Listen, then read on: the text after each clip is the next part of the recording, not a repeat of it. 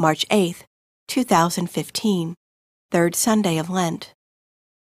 A reading from the book of Exodus. In those days, God delivered all these commandments. I, the Lord, am your God, who brought you out of the land of Egypt, that place of slavery. You shall not have other gods besides me. You shall not carve idols for yourselves in the shape of anything in the sky above, or on the earth below, or in the waters beneath the earth. You shall not bow down before them or worship them. For I, the Lord your God, am a jealous God, inflicting punishment for their fathers' wickedness on the children of those who hate me, down to the third and fourth generation, but bestowing mercy down to the 1000th generation on the children of those who love me and keep my commandments. You shall not take the name of the Lord your God in vain, for the Lord will not leave unpunished the one who takes his name in vain. Remember to keep holy the Sabbath day. 6 days you may labor and do all your work, but the 7th day is the Sabbath of the Lord your God. No work may be done then either by you or your son or daughter, or your male or female slave, or your beast, or by the alien who lives with you.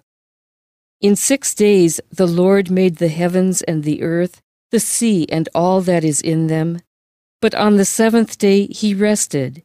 That is why the Lord has blessed the Sabbath day and made it holy. Honor your father and your mother, that you may have a long life in the land which the Lord your God is giving you. You shall not kill. You shall not commit adultery. You shall not steal. You shall not bear false witness against your neighbor. You shall not covet your neighbor's house. You shall not covet your neighbor's wife, nor his male or female slave, nor his ox or ass, nor anything else that belongs to him. The word of the Lord.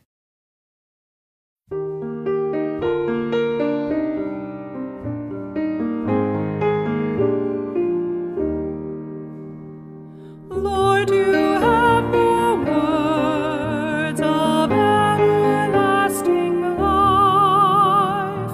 Lord, you have the words of everlasting life. The law of the Lord is perfect, refreshing the soul. The decree of the Lord is trustworthy, giving wisdom to the simple. Lord, you have the words of everlasting life. The precepts of the Lord are right, rejoicing the heart. The command of the Lord is clear, enlightening the eye. Lord, you have the words of everlasting life. The fear of the Lord is pure, enduring forever. The ordinances of the Lord are true, all of them just. Lord, you have the words of everlasting life. They are more precious than gold, than a heap of purest gold, sweeter also than syrup, or honey from the comb. Lord, you have the words of everlasting life.